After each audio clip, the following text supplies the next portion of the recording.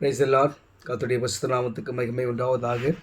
இன்றைய நாள் பொழுதிலே உங்கள் அனைவரும் சந்திப்பதிலே நான் மிகவும் மகிழ்ச்சி கொள்கிறேன். கர்த்தர் உங்களை ஆசீர்வதித்து உங்களையும் உங்கள் குடும்பங்களையும் பாதுகாத்து வழிநடத்துவாராக. எனக்கு அருமையானவர்களே, இன்றைய நாளுக்கான இறை வாக்கியம் மீகா 4ஆம் அதிகாரம் 10ஆம் திருவார்த்தையினுடைய கடைசி பகுதி. அதில் ஆண்டவர் நமக்கு பாதுகாப்பை எவ்வளவாய் கொடுத்திருக்கிறார் என்பதை பாருங்கள். கர்த்தர் உன்னை உன் சத்துருக்களின் கைகளுக்கு நீங்களாக்கி மீட்பார். இன்றைக்கி நம்முடைய சூழ்நிலைகள் மிகவும் ஒரு கேள்விக்குறியாக இருந்தாலும், நம்முடைய பாதுகாப்பு ஒரு பயத்துக்குரிய நிலையில் இருந்தாலும், இல்லை நம் பகைவர்கள் நம்மை மேற்கொண்டு சூழ்ச்சியினாலே நம்மை வீழ்த்த ஆயத்தமாக இருந்தாலும் கூட நாம் கவலைப்படாமல் கர்த்தர் மேல் நாம் நம்பிக்கையாக இருந்தோம் என்று சொன்னால், கர்த்தரை நாம் நம்முடைய இரட்சகராக நம்முடைய தகப்பனாக நாம் பற்றி கொண்டோம் என்று சொன்னால், அவரை நாம் நம்முடைய சொந்த இரட்சகராக ஏற்றுக்கொண்டோம் என்று சொன்னால், எப்பேற்பட்ட பகைவர்களாக இருந்தாலும், எப்பேற்பட்ட சூழ்ச்சியாக இருந்தாலும், எப்பேற்பட்ட பிசாசின் கட்டுகளாக இருந்தாலும் சரி, எப்பேற்பட்ட பில்லிசூனிய கட்டுகளாக இருந்தாலும் சரி, கர்த்தர் அந்த பகைவரின் என்ன பண்ணுவார், கண்களுக்கும் கைகளுக்கும் விலக்கி நம்மை பாதுகாப்பார். கண்டிப்பாக பாதுகாப்பார்.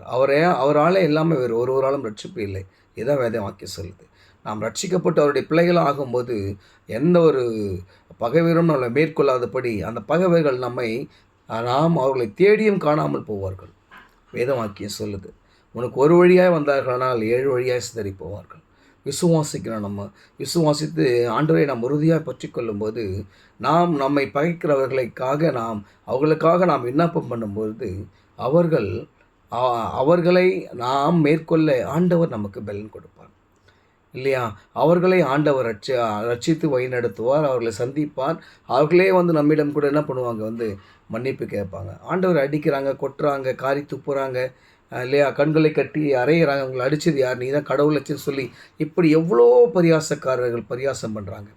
ஆனால் ஆண்டவர் ஒருத்தர் மேலே கூட கோவப்படலை. இப்படிதான் நினச்சிருந்தா அவங்க எல்லாரையும் அழிச்சு போட்டிருக்கலாம், தன்னுடைய சொந்த குமாரன் மேலே கை வைக்கும்போது. ஆனால் ஆண்டவர் இந்த மனுக்குலத்துக்காக, உனக்காகவும் எனக்காகவும் பொறுமையாக இருந்து கடைசியாக அவர் சொல்கிறாரு, பிதாவே இவர்கள் செய்கிறது இவங்களுக்கே என்னன்னு தெரியல, அதனால் இவங்களுக்கு எந்த ஒரு பிரச்சனை வராமல் இவர்களை மன்னிங்கன்னு சொல்கிறார். எனக்கு அருமையானவர்களே, நாம் பகைவர்களை, நம்முடைய பகைவர்களை நாம் மேற்கொள்ள வேண்டும் என்று சொன்னால் நாம் அவர்களை மன்னிக்க கற்றுக்கொள்ள வேண்டும். அப்படி மன்னிக்க கற்றுக்கொள்ளும் போது அவர்கள் நமக்கு முன்பதாக முறிந்தோடி போவார்கள். விசுவாசிங்க, கர்த்தர் பெரிய காரியங்களை செய்வார். ஆமென்.